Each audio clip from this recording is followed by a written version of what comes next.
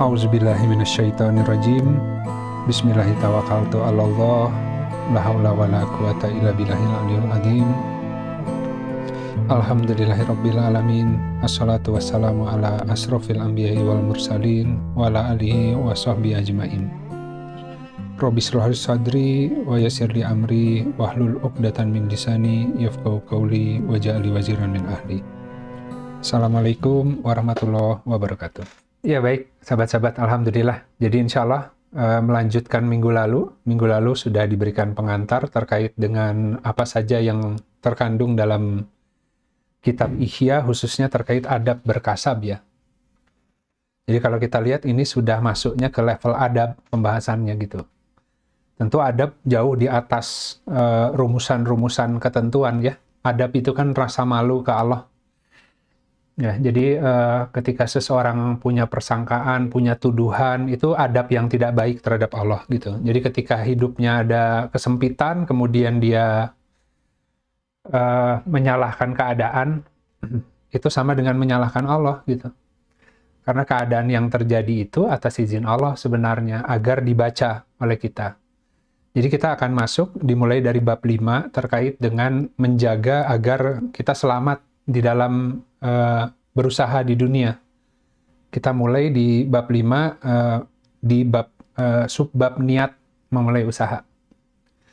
Nah, dari hadis riwayat Ibnu Majah, Rasulullah SAW bersabda, mulailah berjalan guna memperoleh bagian akhirat. Ambillah, sebab dalam perjalananmu itu, engkau pasti akan menjumpai pula bagianmu dari dunia, sehingga engkau dapat mengatur dengan sebaik-baiknya. Jadi kalau kita ingat ada hadis, barang siapa yang mengejar akhirat, maka dunia menjauh. Dan barang siapa yang mengejar dunia, maka akhirat menjauh. Jadi manusia itu, mukmin khususnya, orang beriman, itu sulit aturannya. Kalau orang yang tidak beriman, yang Allah biarkan, dia mengejar dunia, dibiarkan aja gitu. Sehingga akhiratnya semakin menjauh. Dia akan kehilangan akhirat gitu. Tapi bagi seorang mukmin, dua poros yang berlawanan itu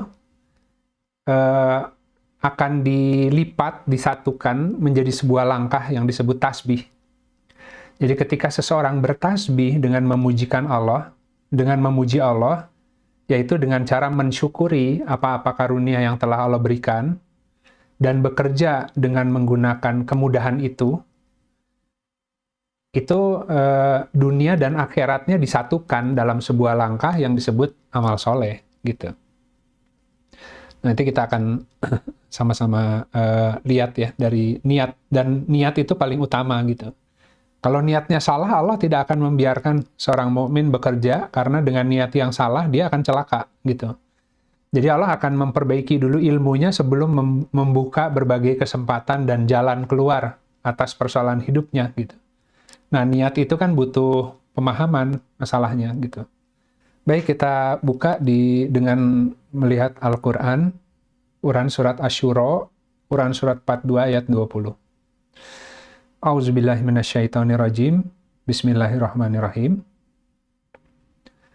Barang siapa yang menghendaki keuntungan di akhirat, ya, barang siapa yang menghendaki keuntungan di akhirat, kami tambahkan keuntungan itu baginya. Dan barang siapa yang menghendaki keuntungan di dunia, akan kami berikan daripadanya keuntungan itu, tetapi tidak ada baginya di akhirat bagian apapun gitu. Dan dunia itu pendek ya. Orang bisa bersenang-senang di dunia, kemudian tiba-tiba meninggal, di sananya nggak punya keuntungan apapun gitu, nggak punya bekal lah intinya. Dan ada hadis juga katanya, ketika seseorang nanti di sana, dia menderita di dunia gitu ya, tapi kemudian selamat di akhiratnya, ketika dia dicelupkan, dimasukkan ke sorga, tiba-tiba semua kesulitan yang di dunia itu seakan-akan tidak pernah ada. Lupa saking nikmatnya. Demikian sebaliknya, ketika orang kemudian di sana, ketika orang yang di dunianya itu bahagialah begitu ya, semua serba ada, semua serba nikmat, tapi merugi di akhirat, ketika dia baru dimasukkan ke neraka, dicelupkan, tiba-tiba semua kebahagiaan yang pernah dia rasakan di dunia itu seakan-akan tidak pernah dia rasakan sama sekali. Saking sakitnya, saking pedihnya gitu. Jadi di dunia ini ketika orang banyak kesulitan sebenarnya nggak seberapa gitu ya. Bahkan alam barzah saja, satu hari di alam barzah sama dengan 1000 tahun dunia. Berarti hanya 1/10 usia kita, itu pun kalau usianya sampai 100 tahun. Rata-rata kan manusia ya 60 tahun ya. Di atas itu udah bonus. Kata hadis begitu. Nah, kemudian ini yang dimaksud adalah seperti ini. Jadi bahwa rizki itu kan sebenarnya kita sudah bahas ya dalam kitab sebelumnya, bahwa Allah itu ketika menciptakan sesuatu, itu sudah lengkap dengan paket rizkinya sebenarnya. Gitu ya. Jadi ketika Allah menciptakan makhluk, menciptakan manusia apalagi, itu ketika dia belum lahir ke dunia, paket rizkinya itu sudah Allah desain, ya. Nah, cuman ketika dia diturunkan ke dunia, ya, melalui beberapa fase-fase kehidupan yang dia lalui, ya goals-nya adalah dia harus pandai bergerak sesuai dengan yang Allah kehendaki.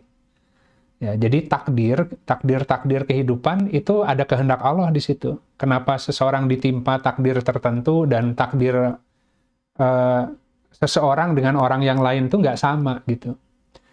Ya, ketika orang itu akan melenceng dan memasuki area bahaya, nah Allah itu rahmatnya itu mendahului sehingga dihalangi jalannya, diberi musibah, diberi banyak kesulitan gitu.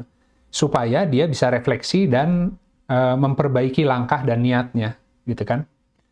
Nah, cuman karena orang kemudian tidak paham dengan takdir-takdir kehidupan itu adalah sebuah kebaikan sebenarnya, karena Allah bisa memberikan sesuatu yang tidak kita sukai, karena itu baik buat kita, gitu. Allah yang tahu obatnya ya, bagi setiap orang.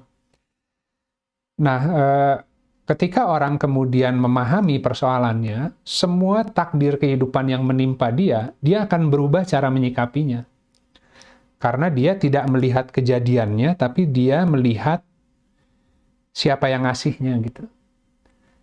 Ya, jadi sebenarnya Allah yang mengizinkan sesuatu menimpa kita, dan fokus kita itu adalah meminta petunjuk kepada Allah bagaimana cara membacanya dan menyikapinya. Kalau benar caranya, maka Allah yang angkat persoalan itu. Tapi kan kita sibuk menghadapkan wajah kita kepada persoalan, ya, bukan kepada Allahnya gitu. Nah, sehingga akhirnya dia makin berusaha, tapi tidak terbaca yang dimaksud itu apa, karena ada paket hikmah di balik itu. Allah kan mengajari supaya kita bisa mengenal Allah. Nah, jadi kalau seandainya tadi di titik-titik persimpangan hidup itu seseorang memahami persoalan itu dan menyikapi semua takdir dengan tepatnya itu menggunakan panduan Al-Quran, maka kehidupannya itu akan banyak yang terurai dengan indah sebenarnya gitu ya. Tidak semua persoalan tuh harus dihadapi sendiri gitu. Dia hanya fokus aja dengan sebuah langkah kecil mungkin ya, memperbaiki niat, memperbaiki cara. Allah yang kemudian akan atur kesempatan-kesempatannya hadir gitu. Jadi istilahnya ketika orang kemudian mencari akhirat, Allah akan datangkan dunia dalam keadaan tertunduk gitu. Jadi dunianya yang didatangkan. Gitu. Tapi kalau kita mengejar-ngejar dunia itu akan kabur-kaburan gitu. Karena dunia itu adalah makhluk yang taat kepada Allah. Kalau Allah perintahkan untuk dibukakan semua pintu-pintu bagi seorang hamba, maka dunia itu akan datang. Ya, kekayaan alamnya, ya, teknologinya, sebagainya ya, Allah akan kasih semua. Sumber dayanya semua akan Allah beri. Nah, jadi goals-nya adalah ketika orang di dunia dengan semua persoalannya itu adalah sarana munajat, ya, agar kemudian dia diajari oleh Allah cara bertasbih, bergerak sesuai yang Allah kehendaki. Karena dunia ini Allah yang punya. Dan tujuan dari dunia adalah mengumpulkan bekal untuk akhirat. Kita hanyalah musafir di sini gitu. Nggak lama gitu. Nggak tahu berapa lama lagi kita masih ada ya. Ya baru kemarin kita menerima kabar kan, salah satu sahabat yang ikut di kajian Rabu ternyata sudah wafat gitu. Ya tapi kan nggak bisa maju, nggak bisa mundur. Ya kan Allah Maha tahu ya. Jika beliau kemudian sedang berjihad, sedang berjuang dengan sabar ya, menghadapi penyakitnya sambil kemudian ingin lebih mengenal Allah, rahmat Allah itu luas gitu. Ya semoga tadi Allah berikan semua yang terjadi itu menjadi sebuah pembersihan dan sarana agar kemudian kembali dalam keadaan bersih. Nah kita yang masih hidup yang harus deg-degan, nggak tahu kan seperti apa gitu. Dan sakit itu adalah bentuk kafarat yang paling ampuh. Seorang hamba yang diuji dengan sakit, kemudian bersabar, itu rontok dosanya itu cepat sekali gitu. Ya kalau nggak dikasih sakit, ya dikasih musibah hidup, dikasih kesulitan mencari penghidupan. Itu pun kalau ngeluh, ya makin banyak musibahnya. Tapi kalau bisa sabar, tetap positif, ya optimis, berusaha, tawakal, sampai bersih, kebuka semua rezekinya nanti gitu. Nah cuman kan orang nggak sabar kan, makanya kan mohon pertolongan Allah dengan sabar dan sholat. Sabar dulu, kemudian sholat, kemudian Allah ajari kenapa harus menimpa dia itu gitu ya. Akhirnya bersyukur kalau sudah paham gitu ya. Minggu lalu kan kita bahas tentang ridho kan. Jadi kenapa orang nggak bisa sabar? Ya karena belum paham persoalannya. Kalau dia paham, baru dia bisa bersyukur gitu. Oh ngerti meskipun pahit, tapi ini yang terbaik buatku gitu. Ya alhamdulillah dikasih takdir yang pahit gitu, tapi menyelamatkan gitu kan. Nah jadi pengetahuan itu luar biasa ya. Dan pengetahuannya ya sesuai yang Allah ajari gitu. Nah, jadi kita lihat ini temanya adalah kan bagaimana kita hijrah dalam penghidupan dengan amal soleh. Ya, jadi di Al-Quran dikatakan nanti ketika orang-orang yang meninggal itu dalam keadaan menganiaya dirinya sendiri ya ditanya sama malaikat, kamu nih dalam keadaan apa kamu ini gitu kembali gitu ya. Ya, terus mereka mengatakan, oh kami ini orang yang tertindas di dunianya, semua serba sulit, nggak ada yang bantu, kami miskin, kami nggak punya modal, gitu ya. Terus malaikat jawab, bukankah bumi Allah itu luas? Kenapa nggak hijrah? Kan gitu. Kita harus hijrah, gitu kan. Jadi hijrahnya belum tentu hijrah secara, misalkan tadi ya, oh di Bandung nggak ada pekerjaan yang sesuai, gajinya kurang, saya hijrah ke Jakarta, saya hijrah ke Surabaya. Nggak gitu kan. Hijrah itu kan bisa sederhana hijrah pemikiran, hijrah pengetahuan, ya. Jadi lebih ngerti bahwa nggak ada, Allah itu nggak akan naruh kita di sini rezekinya jauh di Papua, itu enggak. Ya. Orang ditaruh di sini, rezekinya di sini gitu. Kan rezekinya ngikutin. Ya. Seperti ajal gitu. Rezeki itu mendatangi seorang hamba lebih cepat daripada ajal mendatanginya gitu. Cuman kehalang gitu. Kan nggak bisa dilihat sama kita kan. Nah, jadi di sini dipaksa kita untuk bertanya gitu. Sebenarnya kalau dalam dunia wirausaha, ini bentuk pertanyaan yang wajib dijawab oleh setiap orang yang mau berwirausaha, gitu kan. Goals-nya apa gitu ya. Ini siapa saya, apa yang harus saya lakukan, ya, dan bagaimana saya harus melakukan itu dan kapan gitu ya. Yang pertama adalah siapa saya dulu gitu. Ya apa kekuatanku, apa kemudahanku, apa kemampuanku ya. Nah, dengan semua itu apa yang kira-kira bisa aku lakukan kan gitu ya. Jadi nggak dimulai dari kira-kira peluang usaha apa ya yang menarik ya hari ini ya untuk nambah-nambah ekonomi ya. Oh kayaknya bisa ikutan ini, ikutan itu. Itu keluar lihatnya. Ini nggak ke dalam dulu. Apa yang Allah karuniakan. dengan semua yang Allah karuniakan, kemampuannya dan kesempatannya, kira-kira apa yang harus aku lakukan? Ya, ini pertanyaan kalau di sekolah-sekolah bisnis ada. Tapi kita harus pakai Al-Quran. Maksudnya di sini, minta ke Allah gitu. Ya, saya hanya bisanya ini ya Allah. Ya, semua serba terbatas. Dengan semua keterbatasan ini, dengan kadar yang ada, kira-kira apa yang kau kehendaki? Itu kenapa sholatnya harus diperbaiki gitu. Nanti Allah akan kasih inspirasi bergeraknya kemana gitu. Dan bagaimana cara bergerak. Karena Allah ajari, nanti dikasih inspirasinya, inovasinya, Allah yang kasih. Kapannya Allah datangkan peluang-peluangnya. Jadi kalau orang benar melihat persoalan kehidupan, peluang itu Allah yang buka.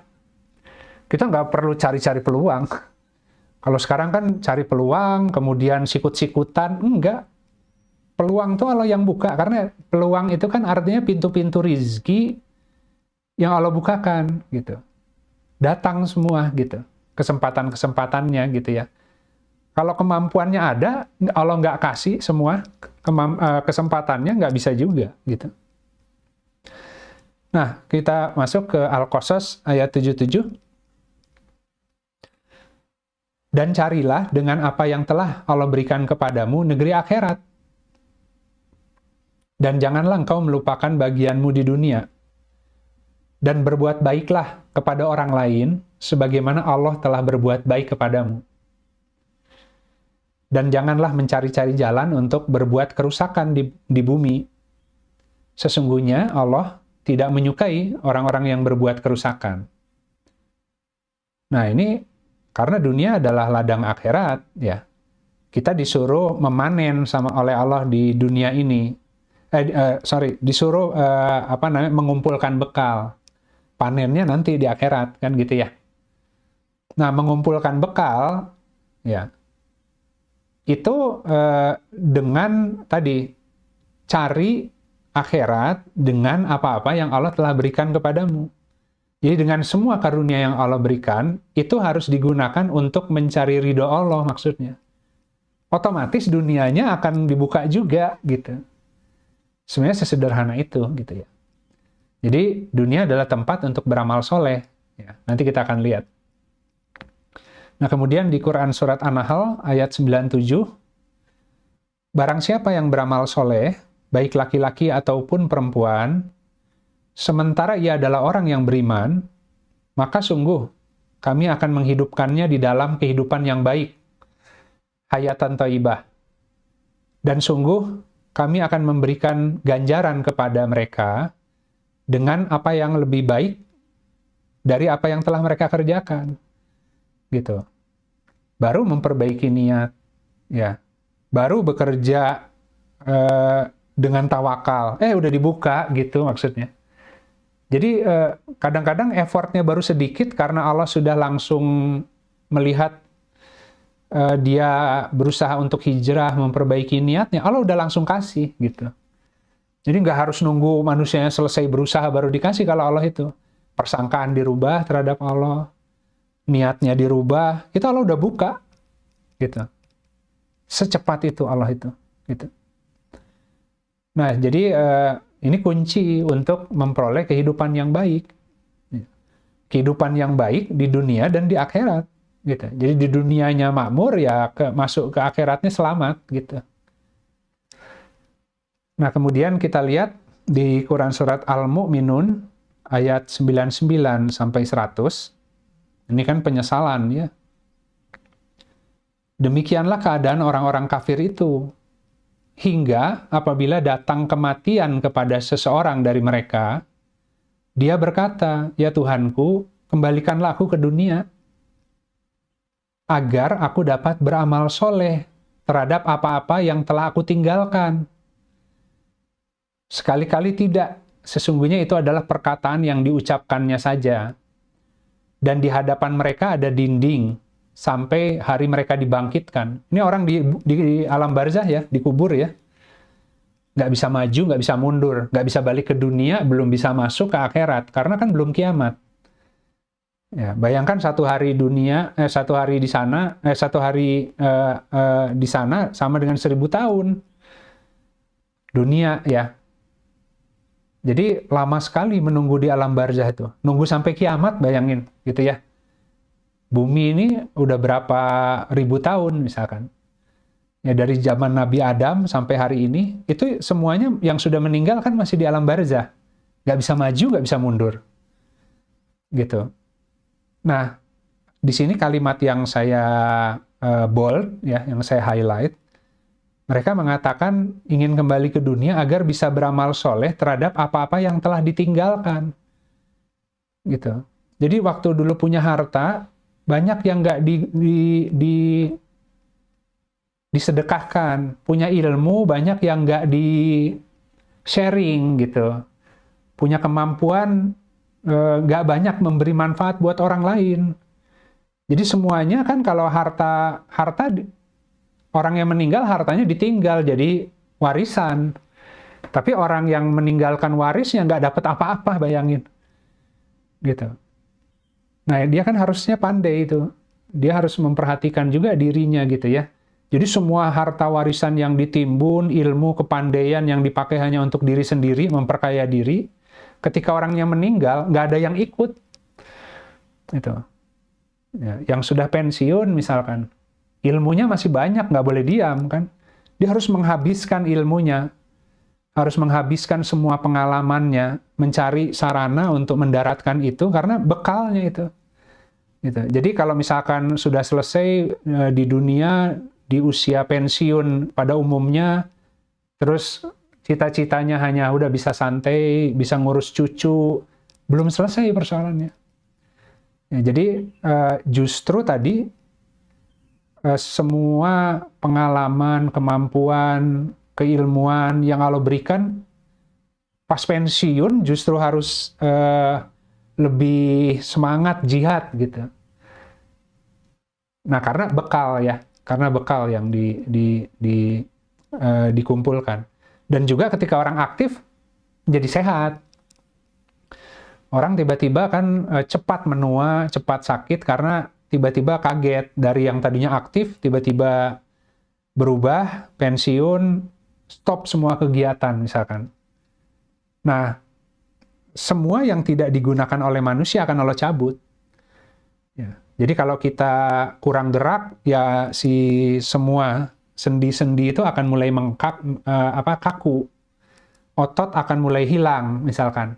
Tapi kalau dia aktif bergerak, ya ototnya akan tetap terpelihara. Sendi-sendinya akan tetap terlumasi lah, gitu ya. Jadi manusia, harta, kemampuan, tenaga, itu semua harus terus berputar. Kalau enggak, pasti Allah cabut nikmatnya. Itu prinsip. Nah, kemudian tadi, ini yang kita harus waspadai kan, ada kelompok orang-orang yang akhirnya membeli dunia dengan akhirat gitu. Ya, mereka kehilangan modal utama agama dan perdagangan yang menguntungkan di dalamnya. Di dalam agama itu banyak perdagangannya, sahabat-sahabat. Tapi perdagangannya dengan Allah, gitu ya. Orang yang sedekah itu dengan Allah, orang yang zakat dengan Allah, ya. Bahkan berinfak aja, berbelanja yang benar untuk menafkahi keluarga, itu dihitungnya sebagai orang yang jihad fisabilillah. Kalau benar, gitu kan ya. Nah, jadi di dalam agama itu banyak muamalah, ya, muamalah dengan Allah. Makanya Allah mengganjar setiap kebaikan 10 hingga 700 kali. Gitu kan ya. Nah, tapi kita jarang bermuamalahnya dengan Allah. Kita hanya fokus muamalah dengan makhluk, gitu ya. Akhirnya dengan makhluk pun lupa bahwa ketika muamalah dengan makhluk, Allah juga sedang menyaksikan. Orang ini jujur nggak? Orang ini curang nggak? Orang ini dalam kegiatan muamalahnya hanya mengharapkan keuntungan dunia atau juga mengharapkan tadi ridho Allah gitu ya. Nah, kebanyakan orang akhirnya membeli dunia dengan akhirat. Jadi akhirat mah gimana nanti? Gitu ya. Yang penting dunia dulu aja. Yang penting di alam ini dulu aja kita makmur. Akhirat mah urusan nanti. Padahal nggak bisa begitu sebenarnya. Gitu. Makanya tadi ayatnya, hadisnya, ya orang yang mengejar akhirat diberi tambahan, dunianya juga dikasih oleh Allah. Nah, jadi dia kehilangan kebahagiaan di masa depan. Ya. Karena tadi dunia pendek, sehari-hari fokus hanya menjadi manusia ekonomi, ya bekerjanya seakan-akan Allah nggak jamin rizki, seakan-akan Allah itu menciptakan manusia, ditaruh, suruh cari makan sendiri, rizki sendiri. Padahal Al-Quran nggak ada satupun yang mengatakan itu. Di Al-Quran semua Allah jelaskan, ya, tidak aku ciptakan jin dan manusia kecuali untuk beribadah kepadaku. Aku tidak meminta mereka untuk memberiku rizki dan memberiku makan. Tapi akulah yang memberi mereka rizki dan makan. Gitu kan ya. Nah, jadi dia kehilangan kebahagiaan di masa depan. Ya. Baik dunia, baik akhirat. Gitu ya. Nah, karena ya tadi dunia adalah ladangnya akhirat. Gitu. Nah, kemudian ini terkait dengan bab khusus bab 5 ya. Insya Allah nih kita akan telusuri satu-satu. Hari ini dimulai dari yang poin pertama. Jadi keprihatinan dan kepedulian terhadap keselamatan agama memenuhi 7 hal gitu. Pertama, memulai usaha dengan niat yang baik. Jadi kita perbaiki niat dulu. Nanti minggu depan insya Allah kita akan bahas terkait bagaimana cara memilih jenis usaha yang tergolong fardu kifayah. Ya, di situ letak rizkinya sebenarnya, peluangnya gitu. Harus punya niat ingin menolong orang lain gitu dengan apa-apa yang Allah mampukan, baru keluar kemampuannya gitu ya. Jadi orang harus menemukan fardu kifayah. Kemudian yang ketiga, tidak disibukkan pekerjaan hingga melalaikan sholat gitu kan. Padahal tadi inspirasi, ya cara bergerak, inovasi itu beda. Inovasi orang mukmin dengan orang yang tidak beriman. Allah yang kasih. Cara mengolah buminya bagaimana, itu Allah yang kasih. Bukan pakai teknologi di textbook, bukan. Allah yang ajari. Mengelola bahan baku yang Allah hadirkan hari ini. Allah yang ngasih bahan bakunya, Allah yang ngasih apa namanya istilahnya tuh? Manual book ya. Cara menyusunnya gitu. Allah yang ngasih. Jadi bahan baku dari Allah, hanya Allah yang punya master plan untuk cara kita menyusunnya gitu. Nah, kemudian yang keempat, bagaimana nanti melazimkan zikir di dalam pasar. Karena di dalam pasar itu banyak godaannya gitu ya. Jadi rata-rata di dalam pasar isinya orang mati semua. Makanya dikatakan orang yang berzikir di tengah orang-orang yang lalai adalah seperti orang yang hidup di antara orang-orang yang mati kan.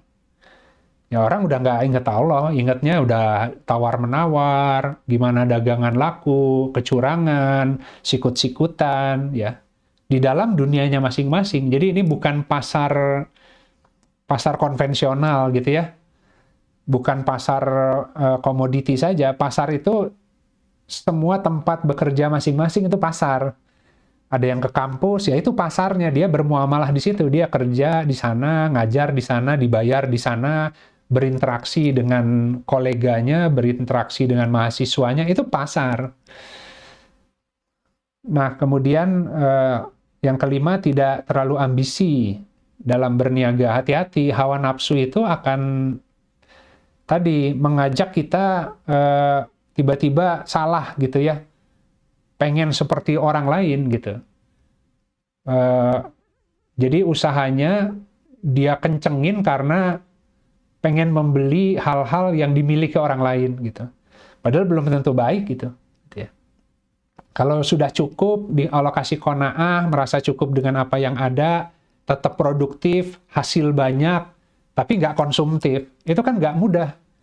Rata-rata orang produktif, punya hasil banyak, nambah belanjanya karena konsumtif gitu ya.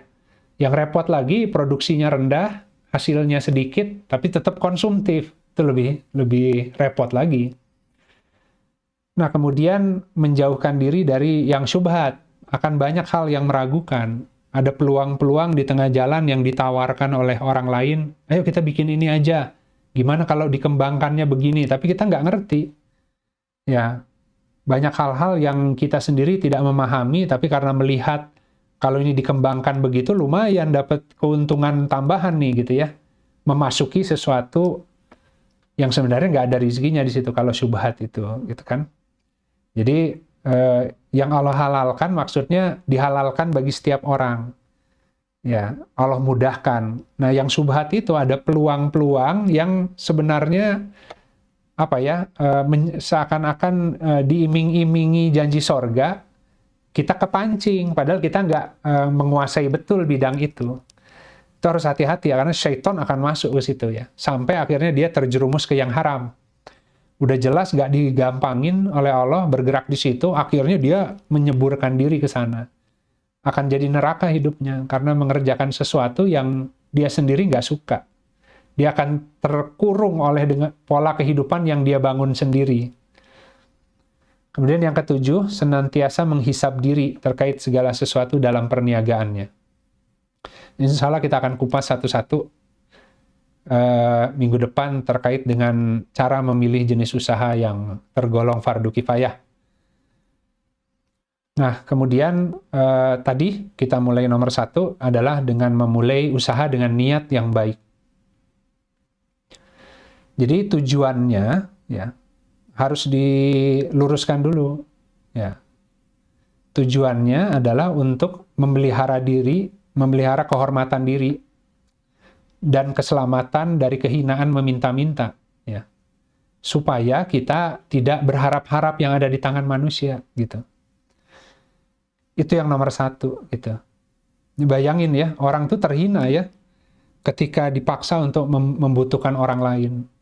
Terpaksa ngutang sana, ngutang sini. Terpaksa tadi menjilat atasan, gitu ya, supaya posisinya tetap dipertahankan atau dipromosi, ya. Itu kan terhina sebenarnya.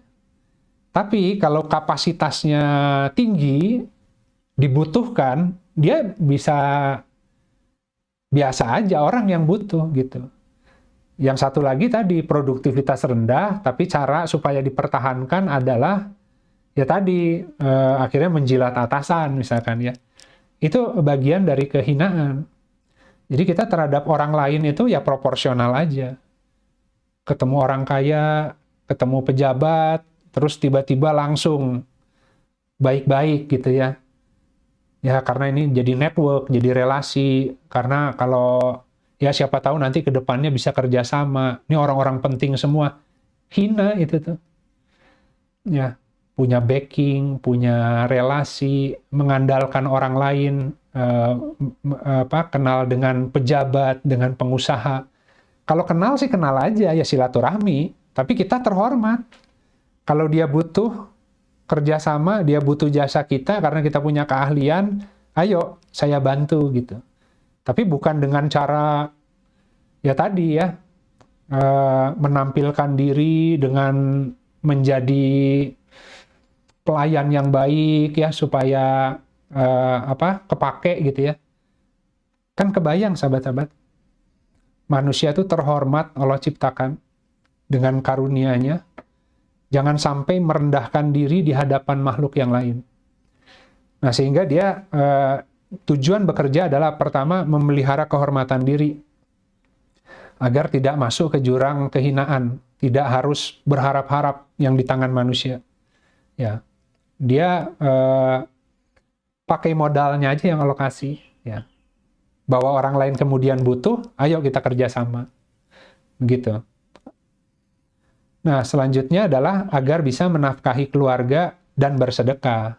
Nah, di sini kan dia menjadi mujahid ya, orang yang berjihad di jalan Allah. Kenapa? Karena sebenarnya istri, anak, itu kan Allah yang nitipin. Ya. Seseorang itu dititipi dengan berbagai tanggungan, gitu ya. Dia berjihad agar bisa menjalankan amanah Allah terhadap anak, istri, keluarga yang Allah titipkan, gitu. Jadi nafkahnya itu ingin ingin melaksanakan amanah dengan titipan. Jadi kalau anak mau sekolah, kita harus memfasilitasi, itu lebih harus diarahkan kepada anak ini milik Allah. Aku harus mengarahkan dia, diorientasikan ke bidang yang sesuai fitrah dirinya. Ya, dan aku akan memfasilitasi dia dengan bekerja agar dia bisa sampai ke sana. Bukan dicetak sesuai mau orang tuanya. Yang repot kan orang tua kemudian, kamu sekolah di sini aja, karena nanti kalau udah lulus, nyari uangnya gampang. Itu salah. Dia harus tanya ke Allah juga, ya Allah, anak ini tuh harus kemana dialirkannya. Nah, aku akan memfasilitasi itu. Ya, semoga dia bisa menjadi hamba yang soleh, yang berbakti kepadamu, banyak manfaatnya buat manusia lain. Kalau niatnya nggak gitu, nggak dikasih, sahabat-sahabat. Ya, pokoknya kamu... Papa ini cari kerja mati-matian agar kamu bisa masuk ke sekolah-sekolah terbaik, agar kamu bisa jadi orang, katanya gitu. Tapi salah orientasinya, ya Allah nggak kasih, gitu ya. Karena akan nyelakain si anak itu, gitu. Itu contohnya. Jadi kalau kita nggak ngerti tujuan, niatnya salah, Allah akan kadar, gitu. Nah, kemudian ini tadi kita bicara bekerja di jalan akhirat. Jadi bekerja di jalan akhirat itu dua hal yang harus ditegakkan dulu. Pertama adalah akidah, yang kedua adalah niat. Jadi yang disebut akidah itu dasar keyakinannya yang benar. Tauhid. Harus tuntunan Al-Quran. Tadi skema yang pertama, setiap orang Allah ciptakan di dunia sudah ada rizkinya. Nah, cara dia untuk memperoleh rezeki itu dengan mensyukuri apa-apa yang Allah kasih. Makin ngeluh, makin ditutup rezekinya. Makin bersyukur, meskipun hari ini terbatas, tapi bisa bersyukur, dibuka, gitu. Nah, pola bekerjanya tadi, karena ngerti bahwa setiap orang sudah ada paket rezekinya, harus memperbaiki sholatnya, supaya Allah tunjukkan bagaimana cara bergerak dan membaca apa-apa yang Allah sudah kasih. Gitu, dan mengolah bahan baku itu. Nah, itu akidah tuh. Ya, tapi kalau misalkan tadi, kalau nggak kerja keras kita nggak maju. Kita harus punya bisnis sampingan, kita harus punya passive income, kita harus investasi. Ilmu keuangan, ilmu investasi semua ngajarin itu. Tapi akidahnya benar atau enggak? Berlindung di balik tabungan, berlindung di balik investasi. Bisa jadi dapat hasil, tapi kalau orangnya meninggal tadi kan nggak bawa apa-apa. Semuanya ditinggalin, terus orangnya bilang, boleh nggak balik lagi ke dunia beramal soleh dengan yang semua ditinggalkan, tabungannya masih banyak, belum kepake, ya, depositonya masih numpuk, investasinya belum cair, orangnya udah keburu meninggal, gitu, dan nggak ada yang kebawa, bayangin. Nah, jadi akidah itu adalah pastikan benar tuh. Bergeraknya atas dasar sebuah pemahaman dan keyakinan, dan itu Al-Quran. Kalau nggak sesuai Al-Quran, berarti salah. Gitu. Maupun itu yang diajarkan di sekolah-sekolah yang ternama, maupun itu yang difahami, diyakini oleh masyarakat pada umumnya, kalau nggak sesuai Al-Quran, berarti dugaan. Itu sudah akidah seperti itu. Kemudian niat. Jadi niatnya pertama harus tulus dan jujur dalam bergaul dengan manusia. Jadi kalau dalam dunia usaha, muamalah, jujurnya itu agak berbeda. Yang disebut jujur adalah orang itu menyempurnakan takaran dan timbangan. Ketika dia menawarkan satu produk atau jasa, pastikan memang dia sudah ahli. Sehingga tidak mengecewakan orang lain, tidak menzolimi orang lain. Ya, mau jadi pemborong tapi nggak ngerti struktur. Ya, bahan-bahan besinya, semennya merek yang terbaik. Tapi cara ngikat besinya, cara ngaduk campuran semennya, nggak ngerti ilmunya. Akhirnya nanti ditempati orang, ya bocor lah, ya baru sebentar rusak. Tambah lagi kalau roboh rumah itu ya. Jadi dia dikatakan tidak jujur atau curang karena jelas dia nggak menguasai bidang itu, tapi berani-beraninya jadi pemborong yang bikin bangunan gitu. Berlaku untuk semua bidang yang lain. Jadi kalau muamalah itu maksudnya bergaul dengan manusia harus melalui sesuatu yang memang kita bisa memberikan manfaat yang baik gitu. Jangan asal jualan gitu. Tapi menzolimi orang. Kemudian yang kedua, adil dan ihsan dalam bermuamalah gitu ya. Jadi itu tadi terkait dengan kalau ada kezoliman, meskipun untung akan ada musibah. Ya, jadi tadi berlaku tidak adil karena ya barang yang diserahkan itu nggak sesuai dengan kriteria atau spesifikasi yang diharapkan oleh konsumen gitu ya. Nah itu kan kalau orang ngerti bidang itu, ketika dia mau muamalah ya, dia akan menyampaikan dulu produk saya itu begini ya spesifikasinya. Saya jual di harga segini. Kalau kamu setuju dengan spesifikasi ini, ya, jadi silakan beli. Kalau menurut kamu ini tidak sesuai dengan spesifikasi yang kamu harapkan atau yang kamu butuhkan, berarti nggak usah beli yang ini. Mungkin ada di tempat lain, gitu. Nah, kalau orang ngerti bidangnya kan dia bisa ekspektasi konsumen tuh dia bisa tepat gitu ya, sehingga konsumen menerima itu juga tidak merasa tercurangi gitu. Jangankan betul-betul tercurangi, merasa tercurangi aja itu ada dampaknya ke kita gitu, sehingga Allah akan tegur gitu, nanti ada musibah gitu ya. Nah kemudian dia juga yang ketiga harus berjihad di pasar-pasar, amar ma'ruf nahi mungkar. Ya orang yang memproduksi jasa dan barang yang sama, banyak kompetitor. Tapi rata-rata curang. Terus kalau sekarang, orang akidahnya nggak kuat, mengatakan, ya kalau lurus-lurus banget mah, kapan untungnya? Dan orang lain juga begitu. Itu mah udah umum kok, orang lain juga begitu kan. Itu namanya nggak jihad. Terserah orang lain mau gitu. Kita sih nggak gitu. Karena kita kan mengharap ke Allah rizkinya. Gitu. Jadi jangan ikut-ikutan dengan pola yang umum dipraktekkan di masyarakat. Kalau salah, ya kita jangan diikuti gitu. Nah, itu seperti itu. Ini kita lihat di Quran surat Shad ayat 24.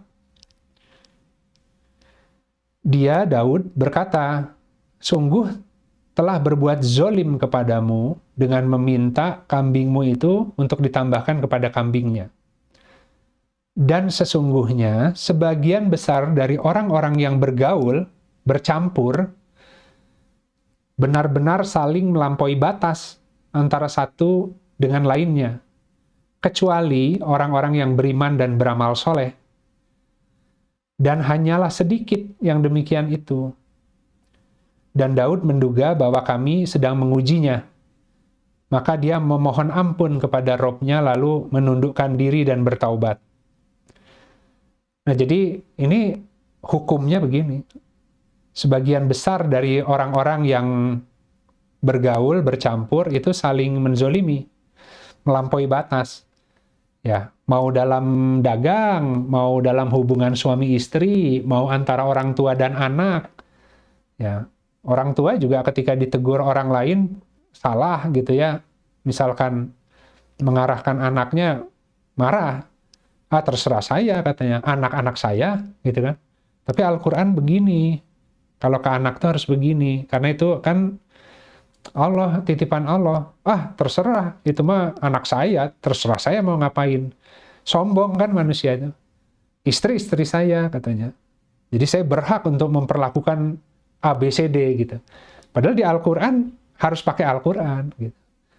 Ya, jadi tadi mau adik kakak, mau guru dan murid, mau suami istri, mau mitra dagang, sebagian besar itu melampaui batas, gitu, karena nggak ngerti adab, gitu. Nah, Al-Quran itu tadi kan jangan mengambil harta orang lain dengan cara batil, gitu kan ya, berniaga atas dasar suka sama suka, ya, keridoan. Nah, supaya bisa sampai ke kondisi itu, Ya ada syarat-syarat yang harus dipenuhi, cara komunikasinya, cara untuk tadi ya melihat komoditinya gitu ya. Nah itu agama mengatur semua itu sebenarnya. Jadi ya tadi rata-rata memang saling melampaui batas. Ya baik, mungkin itu hari ini sahabat-sahabat. Ini jadi kalau kita lihat baru bab 5:1 ini memulai usaha dengan niat yang baik. Jadi insya Allah minggu depan memilih jenis usaha yang tergolong fardu kifayah. Jadi semoga dengan prinsip-prinsip ini, misalkan minggu depan saya akan bahas bagaimana sih cara memilih usaha yang tergolong fardu kifayah. Ya, itu teman-teman bisa melakukan dengan prinsip-prinsip kaidah ini, bisa melakukan reorientasi terhadap potensi diri dan juga bagaimana cara mengembangkan produk diri yang bisa memenuhi kebutuhan masyarakat gitu. Bukan hanya sekedar lumayan ini supaya kita dapat penghasilan. Karena rezeki itu untuk nafkah kita dan sebagainya, kalau kita memang mendarat bersyukur, Allah akan kasih. Nah, bersyukur itu dengan menggunakan apa yang ada, kemudian disedekahkan untuk bisa memberi manfaat ke orang lain, baik melalui produk ataupun jasa gitu. Nah, tiba-tiba nanti banyak yang ngajak kerjasama, dibuka kepakarannya, dibuka keahliannya, banyak orang yang butuh, dan bermuamalah dengan adil gitu ya. Jadi bisa kemana-mana nanti, terbuka rizki-rizkinya. Demikian mungkin sahabat-sahabat, jadi hari ini baru masuk yang nomor 1. Ini nomor 2 insya Allah minggu depan. Baik sahabat-sahabat, ada 2 kajian yang belum saya upload, karena memang waktunya, bahkan untuk menggelar kajian hari ini cukup berjuang gitu ya. Karena sedang banyak tanggung jawab, jadi ya tapi bismillahirrahmanirrahim gitu ya. Allah yang memberi kemampuan, kita kadang-kadang diberi urusan yang banyak. Saya juga urusan yang banyak biasanya saya serahin lagi ke Allah. Ini gimana ngaturnya ya Allah, gimana teknologi bekerjanya gitu ya. Tiba-tiba kajian Rabu yang biasanya butuh waktu sekian jam, sebentar dikasih gitu kan. Jadi itu Allah bisa ngasih begitu gitu. Tapi insya Allah ada 2, sama yang hari ini nanti sekalian diuploadnya 3-tiganya. Ya bismillah, makin ke depan mungkin akan lebih teknis ya. Jadi minggu depan tentang bagaimana memilih jenis usaha. Yang saya akan berikan adalah prinsip-prinsipnya kaitan dengan Al-Quran, implementasinya. Ketika ada teman-teman yang tanya ke saya, mungkin saya waktunya yang sulit ya. Itu kan jadi seperti konsultan ya. Saya cocok nggak di sini, saya di ini. Teman-teman yang harus bisa baca dari Al-Quran dan memetakan sendiri gitu ya. Tapi kalau lagi santai sih insya Allah saya bisa gitu ya. Tapi karena urusan kadang-kadang waktu sih ya yang terbatas itu. Tapi mudah-mudahan dengan kaidah dan kajian-kajian yang lebih fokus kepada cara memilih usaha yang baik, bergerak di mana setiap orang, dengan kaidah itu aja harusnya bisa membantu teman-teman ya. Untuk melakukan refleksi dalam kehidupannya, membaca bahan baku yang Allah kasih, dan minta memperbaiki sholat agar Allah beri teknologi, kemampuan untuk mengolah bahan bakunya, gitu ya. Gitu sahabat-sahabat. Baik, yang hak dari Allah, yang batil dari saya pribadi. Semoga Allah terus memberikan kemudahan dan kekuatan untuk kita bisa menggelar kajian-kajian dalam rangka untuk semakin mengenal dan meyakini pengaturannya gitu. Jadi bahwa kita diberi kemampuan secara lahiriah, itu bukan berarti hanya dengan itu kemudian semua harus pasti berhasil ya. Tapi kita harus mensyukuri itu dan lebih yakin dengan apa yang ada di tangan Allah. Karena Allah yang mengatur semua gitu. Membuka, menyempitkan rezeki itu Allah gitu. Kalau benar niatnya, akidahnya, dan Allah juga nggak akan cari-cari alasan mempersulit orang. Makanya di Al-Quran, jika mereka benar-benar bersyukur, kenapa kami harus mengazabnya gitu. Itu ada di Al-Quran masalahnya. Jadi Allah nggak ada keperluan bikin-bikin ujian, bikin-bikin kesulitan, kalau memang betul bersyukur. Tapi kan bersyukur itu susah ya. Ya, bersyukur kan bagaimana menggunakan semua kehidupan yang dikasih dan menyikapi dengan benar dan bisa berbuah amal, itu nggak mudah gitu. Baik, sahabat-sahabat, mari kita tutup dengan doa istighfar dan doa kafaratul majelis. Astagfirullahaladzim, alladzi la ilaha illa huwal hayyul qayyum wa atubu ilaik. Subhanakallahumma rabbana wa bihamdika asyhadu alla ilaha illa anta astaghfiruka wa atubu ilaik. Subhana rabbika rabbil izzati amma yasifun wa salamun alal mursalin walhamdulillahi rabbil alamin. Wassalamualaikum warahmatullahi wabarakatuh. Waalaikumsalam.